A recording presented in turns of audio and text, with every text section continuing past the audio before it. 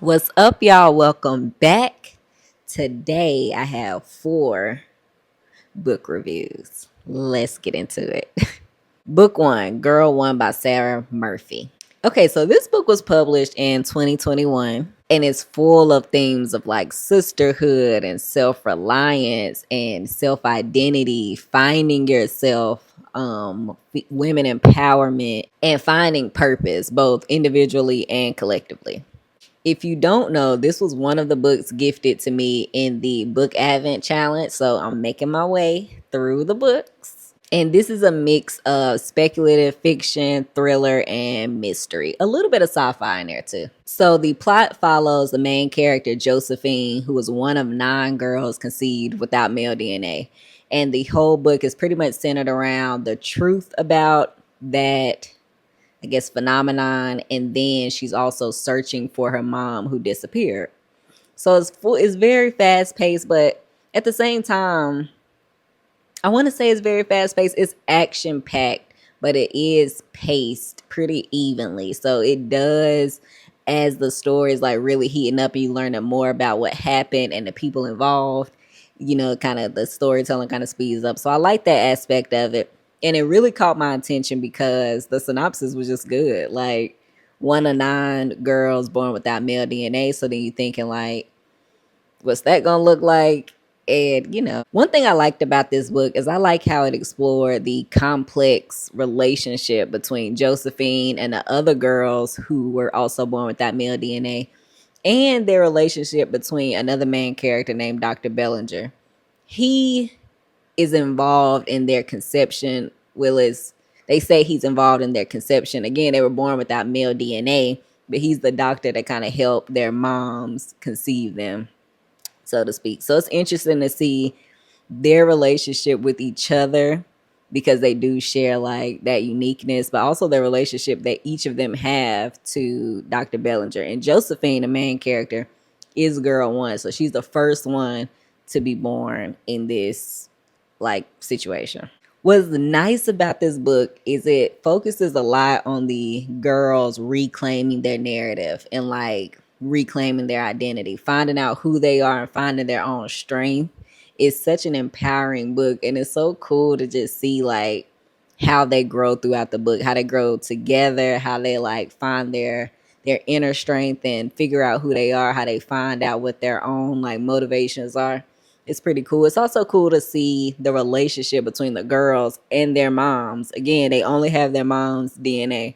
So it's pretty cool to see how that was and just imagining what that would be like in like real life. So it's pretty cool to go through it. I feel like it was well written. It was a fun book. It was a fun book. Yeah, it was a really good book. So I definitely appreciated it. It was vivid. The storytelling was great. The characters are ones that you could kind of rally behind. It had some like common villains, you know what I mean? And just really vivid storytelling. So I appreciated that. I felt like I was kind of watching a movie or a TV show. That was pretty cool. Book two that we're getting into is Perfect Peace by Daniel Black.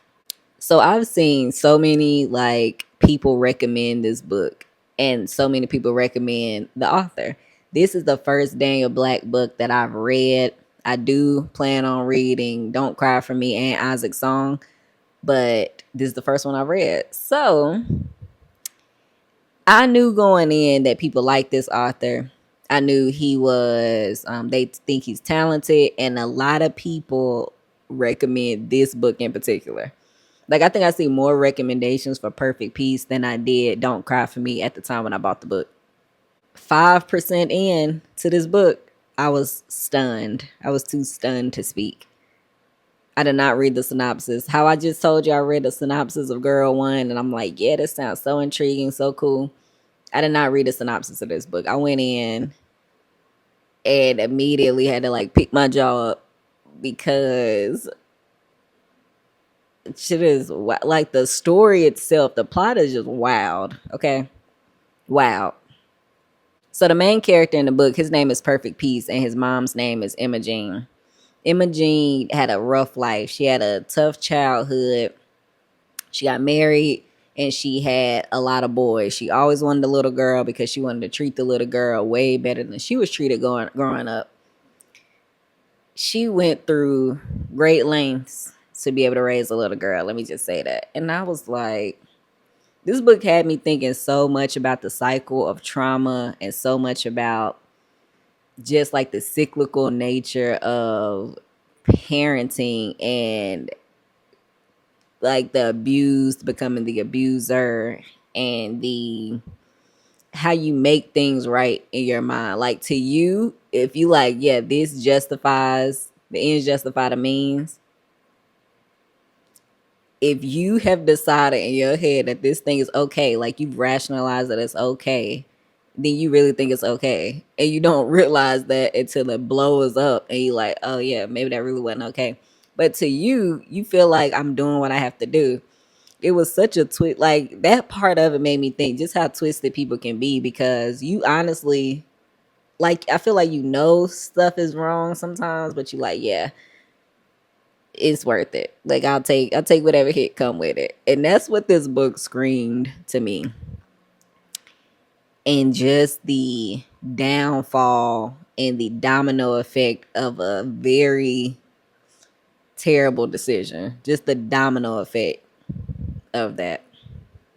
It made me think a lot about parenting and how you really have to be careful. And I'm a parent, I got 2 kids, and I feel like this book, as I'm reading it, I'm like, you really got to be careful to not force an identity on your child. Like, you really got to be careful. And it's so hard to do as a parent in some regards. Like, in some ways it's easy. Like, in this book, she was tripping. But, like, you think even, like, on a smaller scale, you have to be mindful of what's the impact this is going to have on your child. Who is your child outside of what you're telling them they need to be? You know what I mean? So that book made me think about that. So Perfect Peace, his dad's name is Gus. So Gus is married to Imogene. And his role made me think about just that hard-working Southern black man. Like that's what it made me think of. Just like you were like, there's more than one way to be educated. Not all education is school. Not all education is, academic. There is other ways that you can be educated, and you take pride in your work and what you do. And that's just what he made me think of. Also, I just want to acknowledge with this book, shout out to the parents that are breaking those like generational change. Shout out to the parents that are giving their kids a better life than they had, that do see the error in the way they were raised, and you are doing something to correct it. You bringing up the next generation. Shout out to y'all, because it's not easy. It is easy to fall into that generational cycle, but to break it is not easy. So shout out to the parents that's doing that and keeping their kids' best interest in mind. Next book. The next book that I'm going to review is Bad Girls of the Bible. Okay, this is another book that I was gifted in the Book Advent Challenge. So I was very excited when I got this book. One thing about it, at the time that I got it, I had just finished a Bible study and I wanted something else. And I was like, yeah, I need to shop for a new one or grab one off my shelf that I've done before and just kind of redo it. It's been a while. And then I was gifted this. So it describes itself as a novel approach to Bible study. So I'm like, let's crack this open. And I'm so glad I did. Y'all, it was so good. So the way that the book is organized, each chapter starts off with like a contemporary fictional retelling of a Bible story that features a bad girl of the Bible. So it starts off with a fictional account, a fictional like contemporary account, something that you could see in modern society. So for example, like let's say we're talking about Eve, it'll start off with an account of like, I don't know, something now where the woman might be tempted to do XYZ, kind of like if Eve was here right now and today. And then it goes into the actual Bible study and then lessons learned, ways that we can relate to it right now, how we can see ourselves in some of these situations and how we do things that are similar to some of the things that they did. You know what I mean? How easy it is to fall into certain traps. So many gems in this book. It mentioned women like Eve, Rahab, Jezebel, the woman in the well, Lot's wife, Delilah, like so many, and it's just so good. I like the way that it was organized. It had discussion questions in the end if you wanted to use this book for like your book club. It was just so good, and it was like funny at times. It had mentions of like King Lear and Shakespeare and different kind of things like that that I found a particular interest in.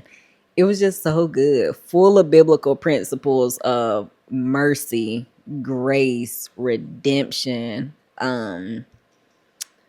discipline, obedience to the Lord, like full of so much good stuff. Sisterhood, Yeah, salvation. It was so good. I really enjoyed this. I thought that I was gonna take it like one chapter a day because I'm like, it's a Bible study. I kind of want to spread it out. I finished that book in 2 days because I'm like, it's so good. I'm eating this up. It's so good. My favorite part about the book though is that it was really relatable. Like when you read these Bible stories, sometimes you feel like it's so far off. Like, how could Lot's wife turn back? Like, I would never turn back. How could Eve like bite the fruit? I would never. Yeah, you think that, but you do things like that on a smaller scale all the time. So it's kind of like, it's pretty cool to see how it was relatable, how it called me out. I was convicted a few times in it because I'm like, I just did something like that. But yeah, super good. I appreciated it. Full of scripture. A lot of times I went back myself and actually read the scripture myself, went back and looked through my Bible at the notes I've taken before and just kind of seeing like the parallels. So it was pretty cool. I appreciated this book. The last book that we're reviewing today is called The XY. This was also a book I was gifted in the Book Advent Challenge. Sadly, out of every book that I've mentioned today, it's my least favorite. It wasn't bad. It just wasn't as good as the other one. And I feel like I have a theory. You know how when you read a book that has a certain plot, a certain storyline, and it's done really well, and then you read another book that's got a similar plot and kind of like the same storyline, and it's just not done as well. It's like underdeveloped in some ways.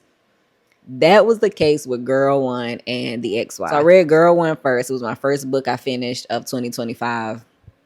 And then like the next book, actually, no, I read Perfect Peace next. And then the next book that I read was The XY.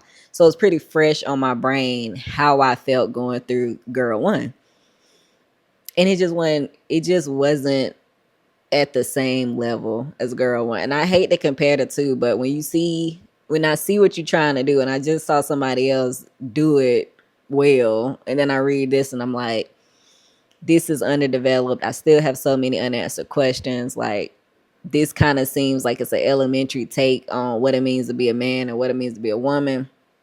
I just wasn't feeling it that much. It wasn't bad.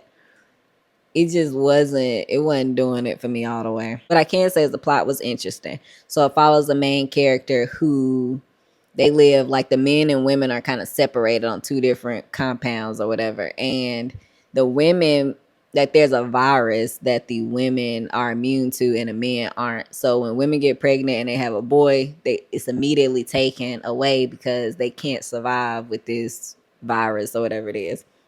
So women and men are separated completely. And then a woman, and the people that lived at the compound, like, they haven't lived with men. They haven't been around men. They don't know anything about men. And so when you read this book and you hear like what they think about men and how it's portrayed, it's just kind of like, okay. And then when you think about like get the men's perspective and think like what women think, it's kind of like, okay.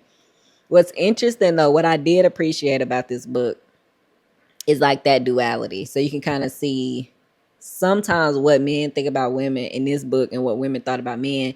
It was kind of like this overlap. It's one example. So the women in the book thought that the men would rape them. If they seen them, they were like savages that would rape them. But then the men were raised to think that if women found them, they would rape them. Stuff like that. But it was just kind of like, it just seemed just it wasn't complex enough to really deal with the new nuance of men and women. I don't think it was very much like underdeveloped.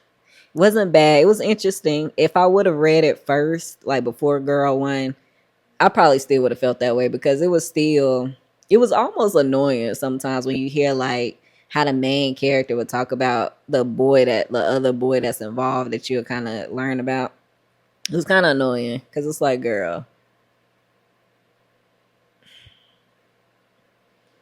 okay, like I don't know. It wasn't bad, but it wasn't great. It's my least favorite out of all the books that I mentioned today. So that's it. Let me know if you read any of these. I feel like most people have read Perfect Peace. So let me know what you think in the comments. That book was good. That was my favorite book out of these four that I just mentioned today. I take that back. Bad Girls of the Bible was, but after that's Perfect Peace. So let me know what y'all think in the comments. If you've read Perfect Peace, let me know what you think about it. And I'll see y'all next time.